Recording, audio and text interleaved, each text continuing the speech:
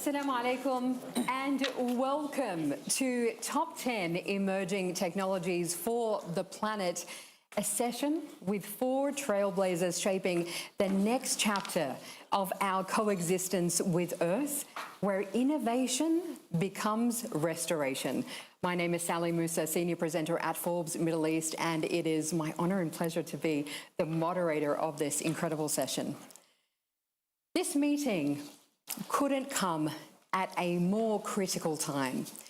The latest World Economic Forum report released just this week tells us that humanity has now breached 7 of the 9 planetary boundaries, from biodiversity loss to nitrogen cycles and now ocean acidification, crossing thresholds that regulate the stability of Earth's life support systems.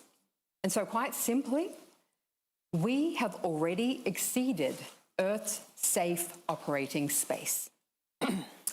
Yet, the report also spotlights 10 transformative innovations capable of reversing that trend, from green concrete that locks carbon into cities, precision fermentation, creating proteins without livestock, and bidirectional charging that turns every EV into a micro power plant. These are not distant ideas, they are here. They are scaling fast and reshaping the map of global resilience. And today, we are going to be exploring how collaboration across science, policy, and equity can ignite a new era, one where technology serves not just growth, but planetary regeneration.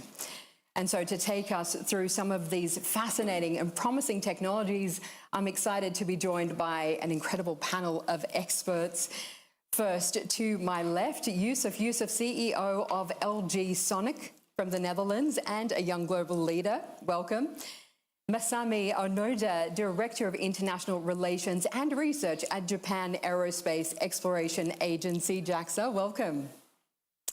Leanne Winoweki, the Global Research Leader, Soil and Land Health, World Agroforestry Centre in Kenya. And last but certainly not least, Professor Drew Schindel, Nicholas Professor of Earth Science at Duke University. Welcome. Fantastic to have you all.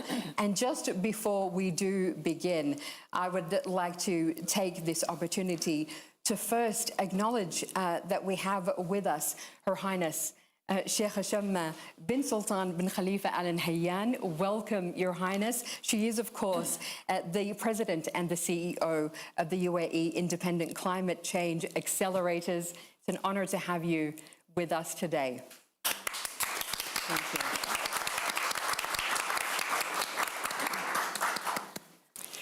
And so let's start with where the report begins. And it warns us that remaining within the 1.5 degrees Celsius threshold will demand unprecedented technological innovation and rapid adoption. But innovation without access, equity, and financing is simply invention devoid of impact. And so, Professor Schindel, if I can start with you. You've spent decades quantifying how greenhouse gases shape climate systems and climate change.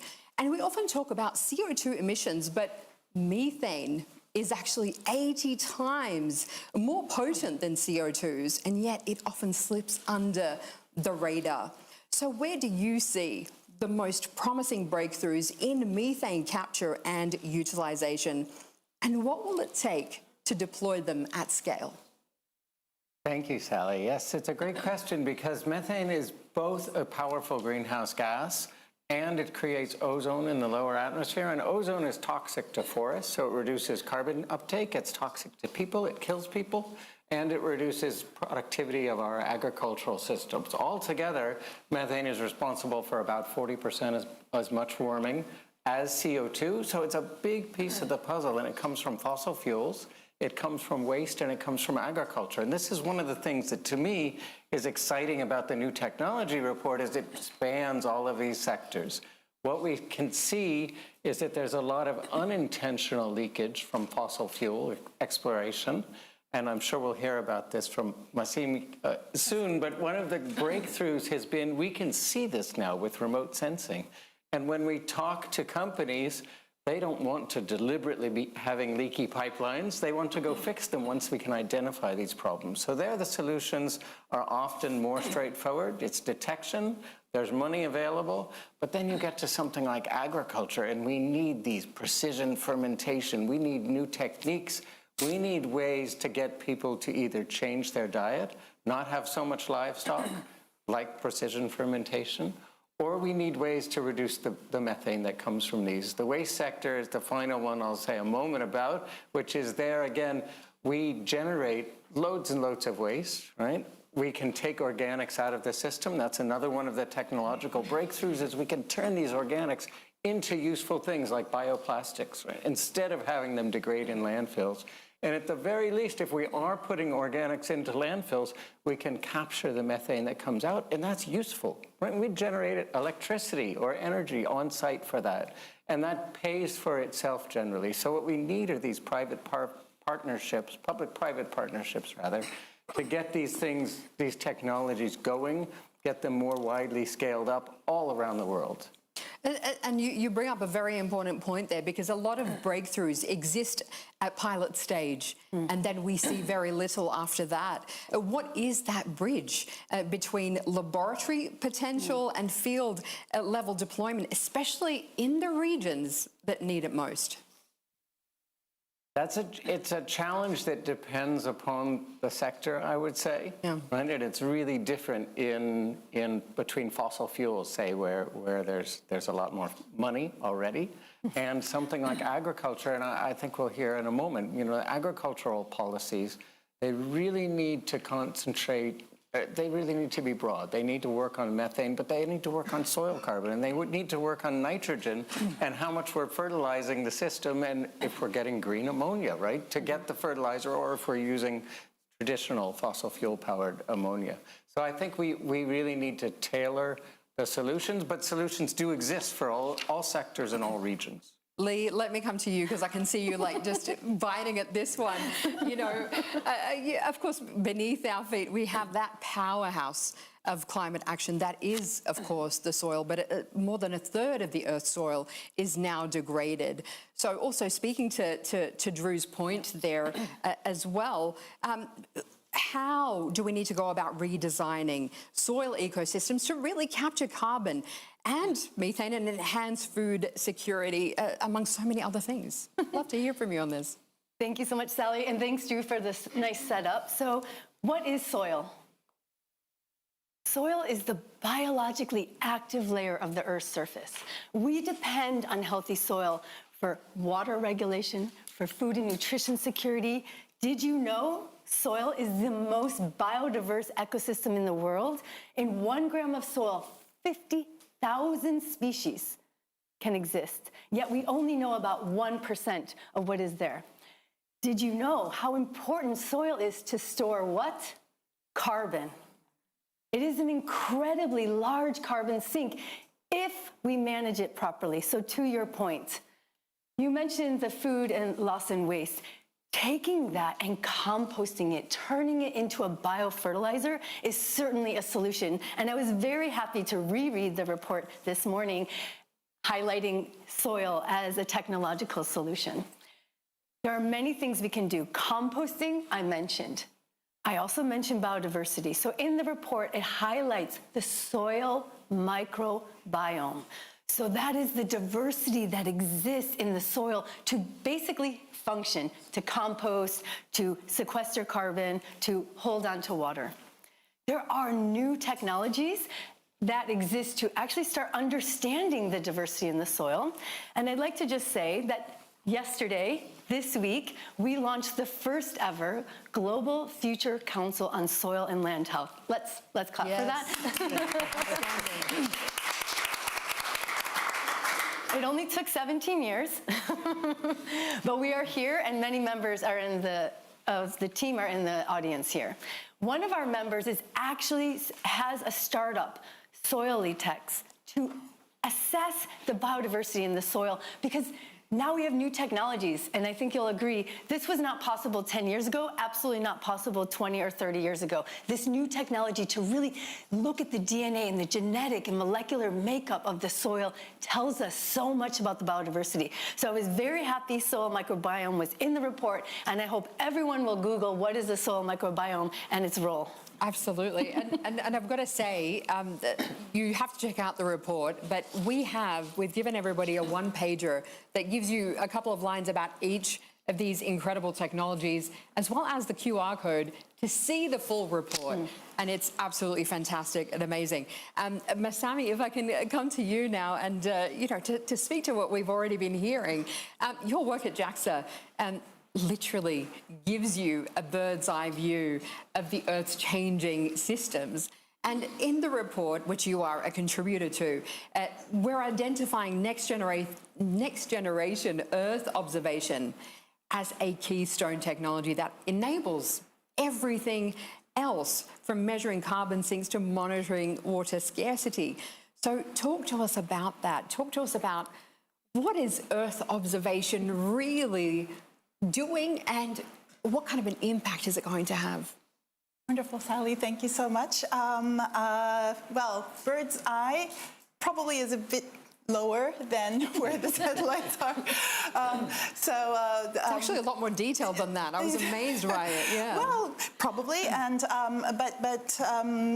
so the satellites are at least a couple hundred kilometers up in the sky, much higher than birds, and that gives us a different perspective. And so what the message I wanted to deliver today to this, with this panel to the audience was that Earth observations, as taken up in this report, not only just allows us to work with all these different areas that we need to look into the planet. We have terabytes, petabytes, as our co-chair Deva Newman yesterday in the panel mentioned. So much information on this planet Earth in so many vast areas. Not just that, but it also, as coined as the blue marble, this perspective shift is probably something that we cannot measure, but that is fundamentally transformative to the way we look at this Earth. So yeah, both those two messages I wanted to deliver to this group, and also how delighted we are to speak about the evolution in this technology, where we, for a very simple example, for instance, measuring CO2, you would have had decades ago, or even methane, humans would have to basically be present there and do their measurements. So there were, before satellites did atmospheric CO2 measurement, about 300 or so observation points worldwide. Now there are tens and even hundreds of thousands of observation points globally, and satellites, unlike humans, don't get really tired. So they tirelessly circle around the world, 90 minutes per circle around the world. To cover the whole world is about 2 weeks. And they would, and with multiple satellites, you can think of the massive amount of information you can collect. Now, yet, how to deliver this to the scientists, to the decision makers that actually need it, will require all of your help. That's my message today. And you talk about something that is really critical here, because the work that you do touches upon every other sector. Yes. In incredible ways. And so how do we make sure that we can collaborate further between space agencies, between governments and climate startups, and democratize that access as well to this vital data, especially for developing nations that are most affected by climate volatility? Yes. So, for instance, at JAXA, we have a cooperation with JICA, a international development cooperation agency. Their mandate is to work with developing countries, and ours is to build satellites and rockets and launch them and operate them. If we work together, we can use both strengths. And this is the strength of partnership that dramatically changed the way, since the 10 years that we've had this agreement to collaborate, that we work with countries in Asia, in Africa, in South America also, in many, many ways to work with them.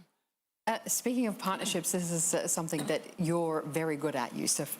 At LG Sonic, you've really pioneered smart water technologies using sound waves and data analytics as well to purify large-scale water bodies.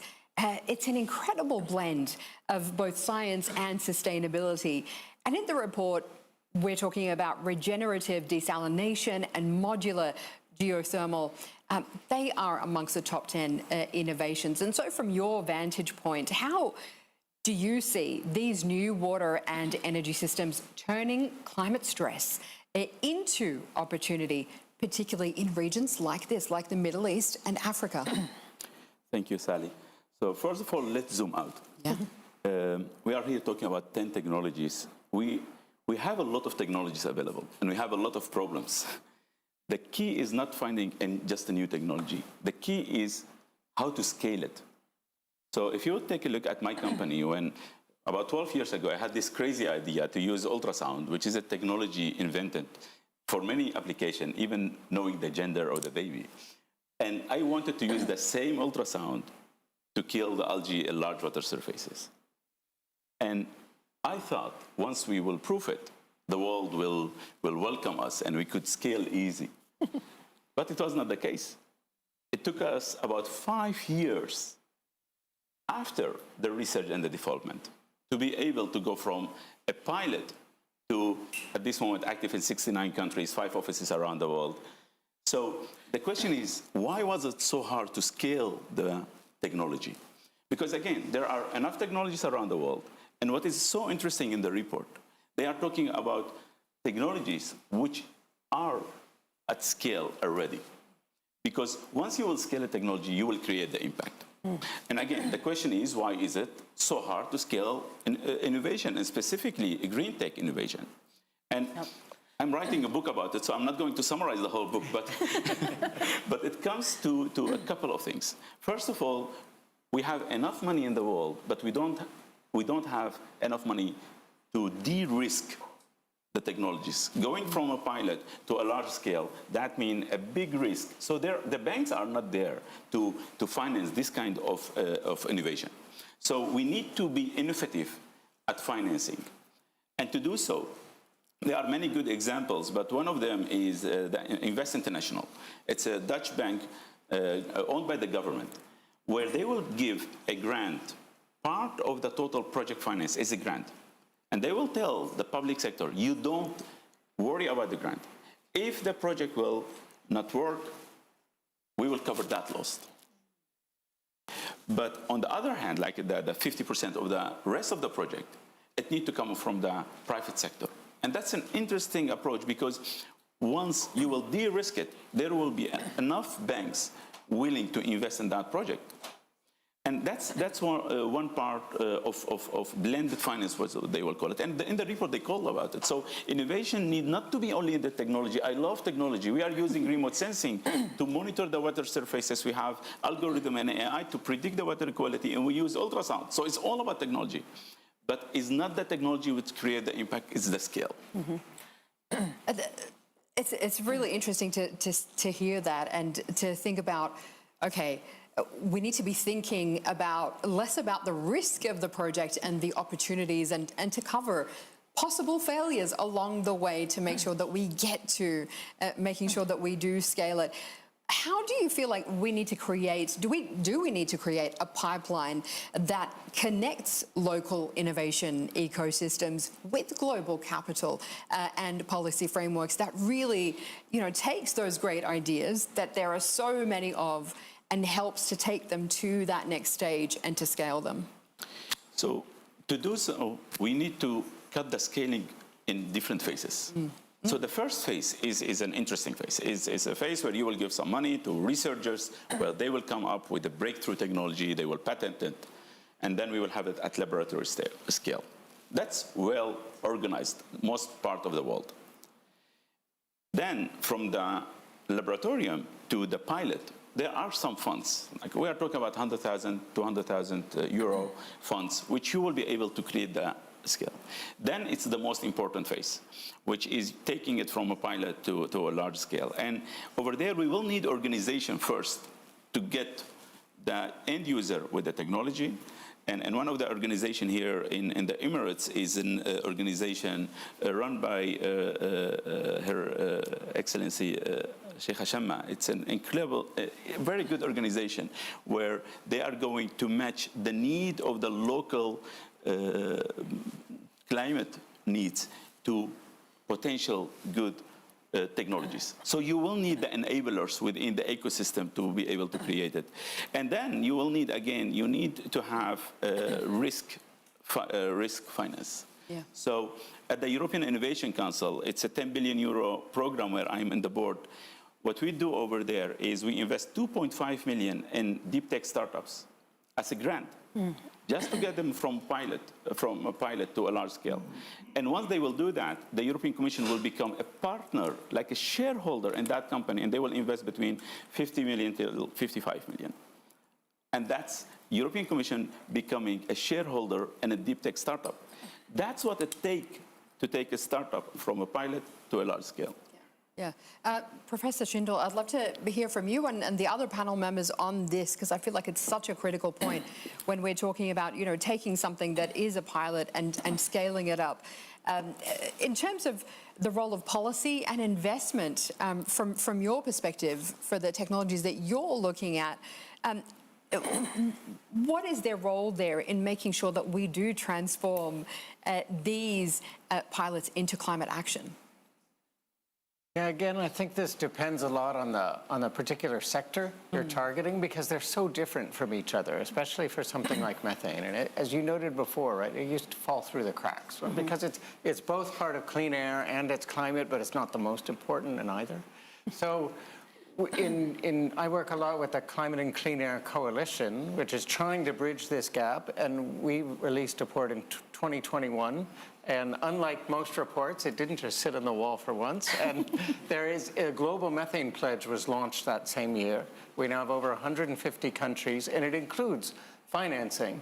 But that's really one of the key questions. Where do you direct the financing? The oil and gas companies don't need financing. They have trillions of dollars, right?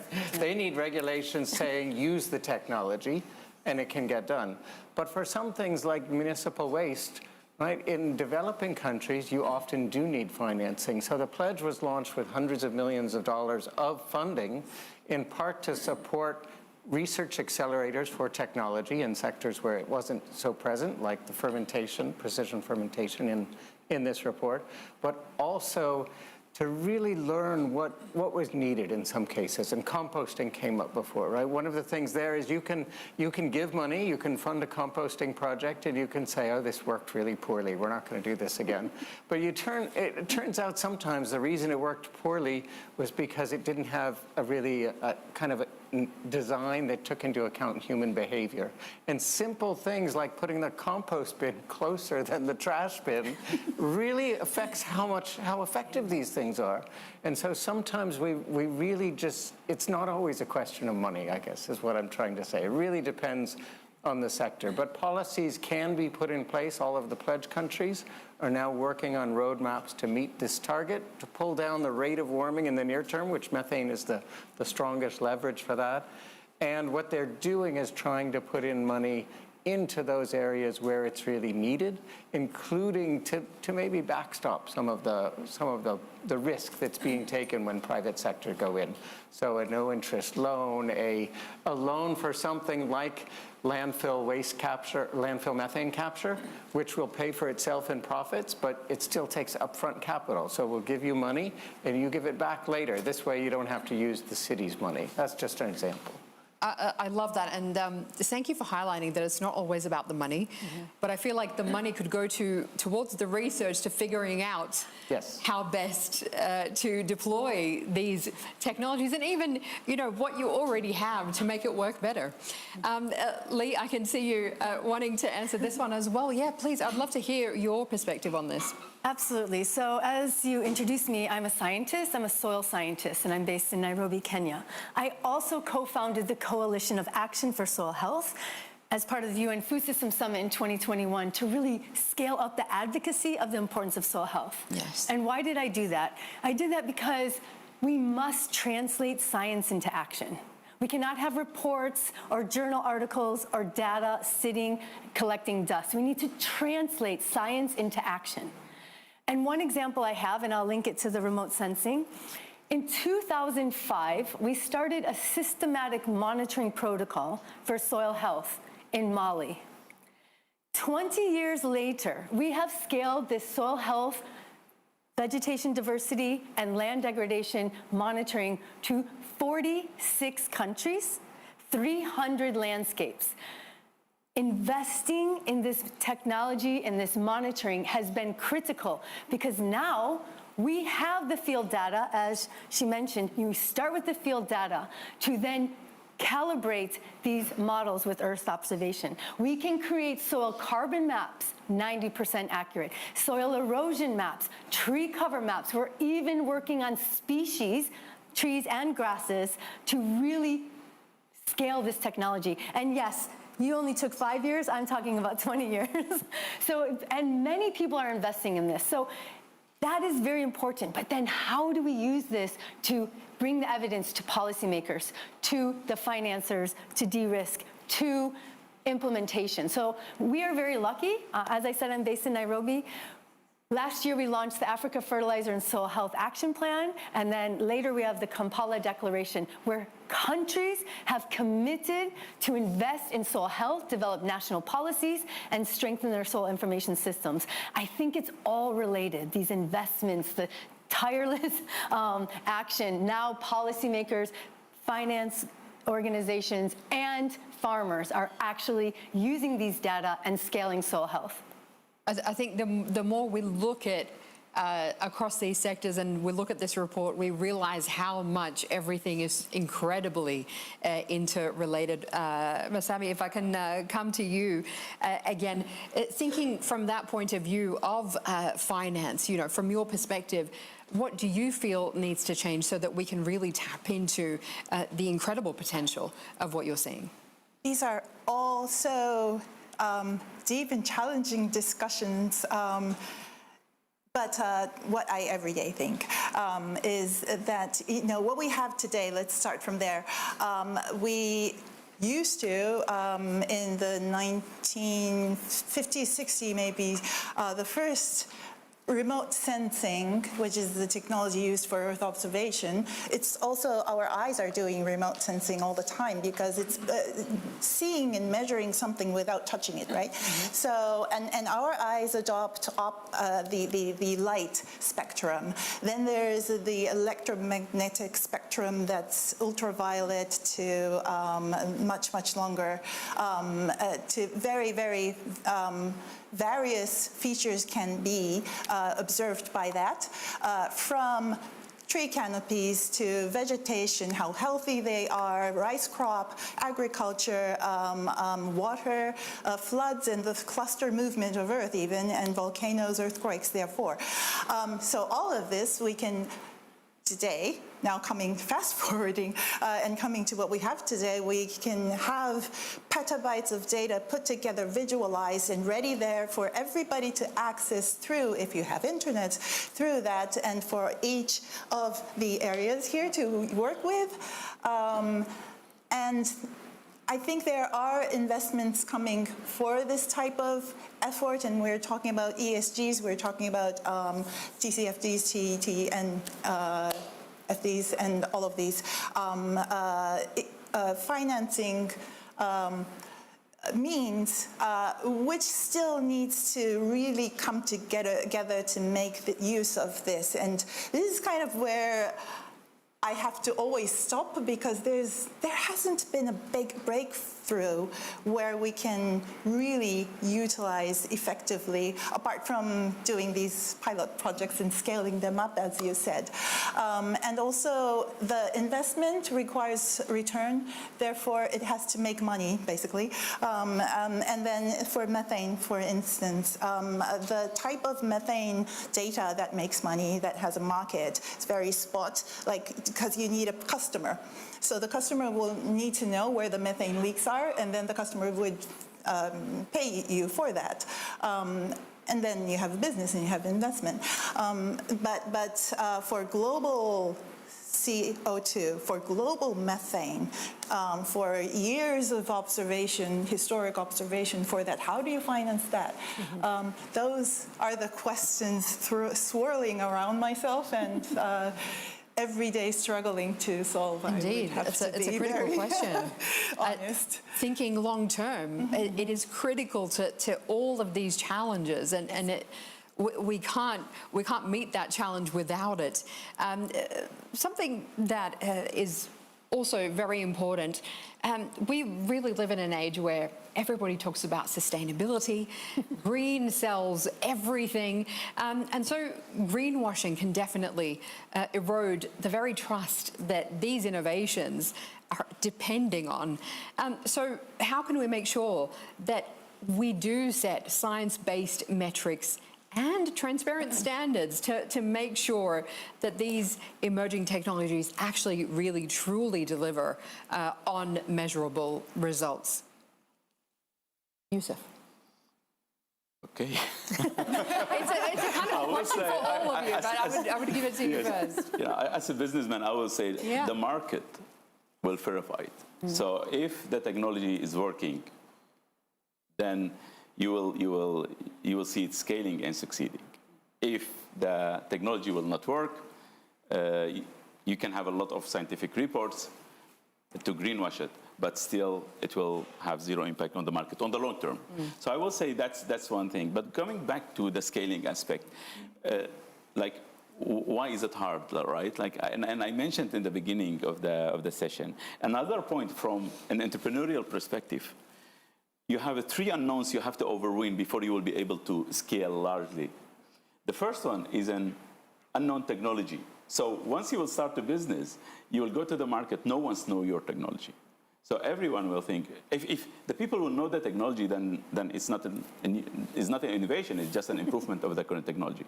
So innovation, per definition, it will be like breakthrough technology. So no one knows the technology, you need to prove it. And then no one knows your company, you are a startup. It's not like Google coming up with a new innovation. Yeah. No, it's some Yusuf with the LG Sonic, no one's heard him or his company, and then he's saying ultrasound will break through, is a breakthrough technology to control the algae. So that's the second unknown. And the third one, most of the startups entrepreneurs, they don't know the supply chain and the legal framework in the market. So when we started with the company, we thought like that the water utilities will jump once they will hear about the technology. But they had long-term contracts with the chemical companies. And it was all based on every 2 months, some chemical company will come and will throw something into the water, copper sulfate or something like that. And then they will move on. So we had to wait till that this kind of contracts also will end. And I mean, if you will be able to win these 3 unknown, then you will be able to scale it. But the numbers are very bad. So from the 10 companies with breakthrough technologies, only 2 will survive. To put that in perspective, if you will go and do skydiving, and I will tell, let's the 10 of us do skydiving, and only 2 parachutes will open. No. I would like to know who will jump. No. But still, there are some crazy entrepreneurs willing to go into the innovation and entrepreneurship. But those are the real numbers, and cost a lot of money to start a company and to scale it. So we need to understand this innovation roadmap, so we will be able to support them, so they will be able to scale and have serious impact. It's a vital perspective from on the ground, somebody who's built it from the the ground up and understanding the challenges. They're incredible. And thank you for that illustration, that fatal illustration, in fact. I'd love to now open up the floor for questions for our panel. Please do hold your hand up. Yes, we have microphones coming round. Yes, please. Session, Amanda Ellis with the New Carbon Economy Consortium. I want to ask, when you say 90% accuracy now for soil mapping, is this in terms of carbon sequestered in the soil? Can you do carbon credits with it, for example? Sounds fascinating. Thank you so much for the question. Absolutely. I'm going to weave in your question about evidence-based metrics, and I think it's very important because there has been so much greenwashing, especially around the carbon market, soil carbon, that now finally they are really investing in the monitoring. We did an assessment. It's like less than 1% of the whole value chain in carbon in markets is on monitoring. So we're not, even scratching the surface of what needs to be done. So yes, now we are doing quite a few projects where we do the scientific baseline for about 5 projects in East Africa with Vera and the new digital soil mapping tool that was just released this year.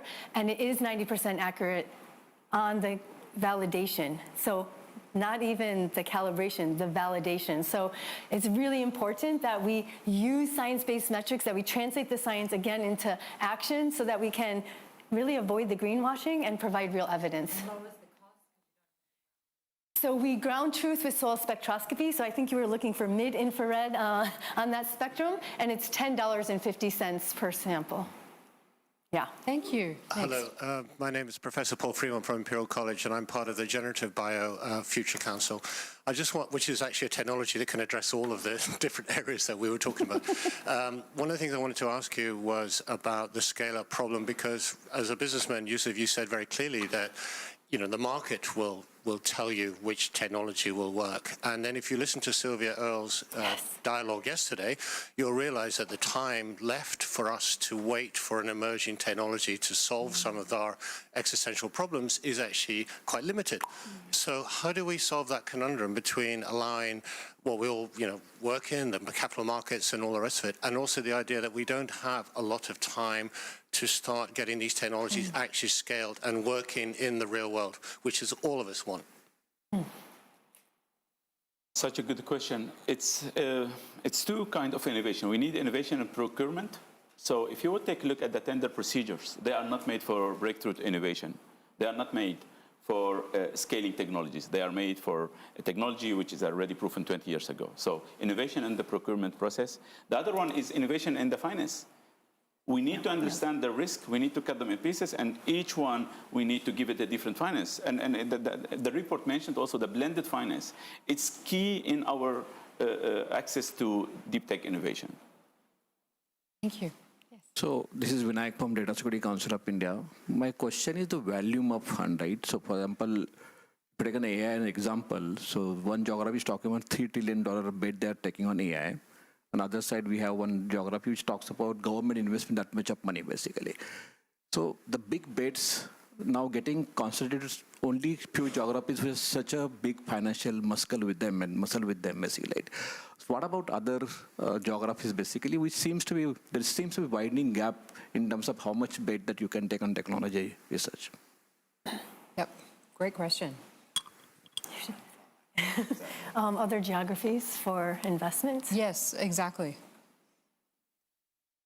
Looking at those who are smaller economies, that because it's kind of going to that question of 70% of climate funding is going to the larger economies. What about the smaller economies? What about smaller businesses? What about that kind of investment? Yeah.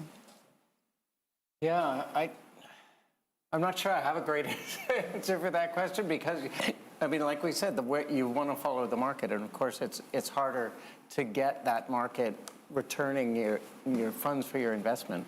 So one of the ways I think that there is a possibility is in some of the smaller economies there is still, especially in smaller developing economies, that is, development finance institutions which are bringing money from Asian Development Bank, Inter-American Development Bank, et cetera. they bring a good deal of investment income, and I think that their traditional way of looking at things is, if we're going to take into account the climate at all, or the environment at all, it's maybe what's the total CO2 emissions associated with energy.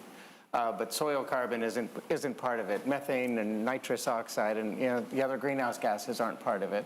So I think one of the things we can do is try to align this existing large flow of development assistance with the kind of principles that we understand, we really shouldn't be just looking at total CO2 emissions from energy, but we need to look at the whole spectrum of impacts, and that includes things that are complicated, like the agricultural system, right? There's huge amounts of money already flowing to make sure that food productivity is adequate, including all of that money that's embodied in the nitrogen fertilizers that go to different countries.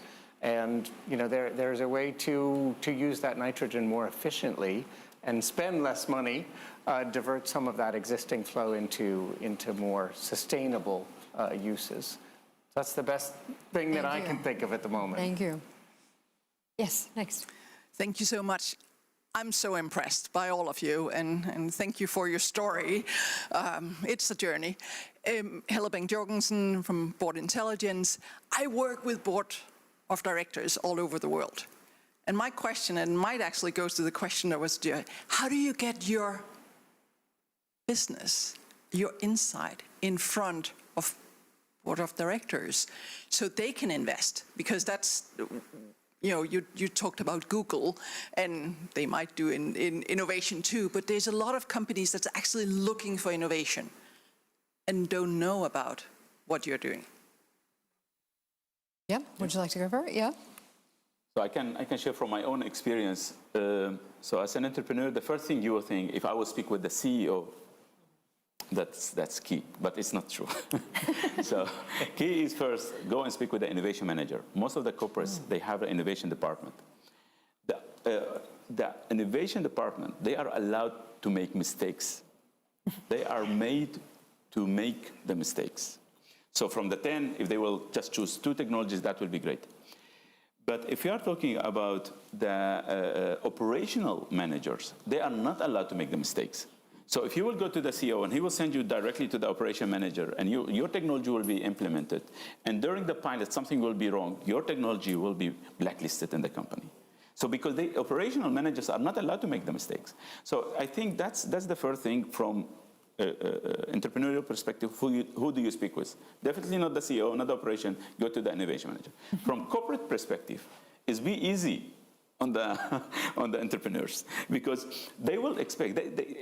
I call it most of the time when I'm talking about the corporate with the startups corporation. I call it like a forced marriage. They don't like each other. They don't speak the same language, but they have to cooperate. The corporates, they need the speed of innovation the startups have, and they need that breakthrough technology, but they don't want to risk their reputation. And to do so, they need to implement large amount of money in the innovation department, which are they willing to lose? Because they will lose about 80% of it. Thank you so much. Thank you for that question. And I'm afraid we are out of time with this incredible panel. Each of the 10 innovations that we see in this report that are outlined there, they really do show enormous opportunity and a pathway back to balance. And it's a proof that technology, when it's guided by equity, finance, I feel like that was the central crux of what we were talking about today, and policy, it can really heal every system and sustain life on Earth. So, ladies and gentlemen, please join me in thanking our panel of speakers. And thank you to all of you for being with us today. Thank you.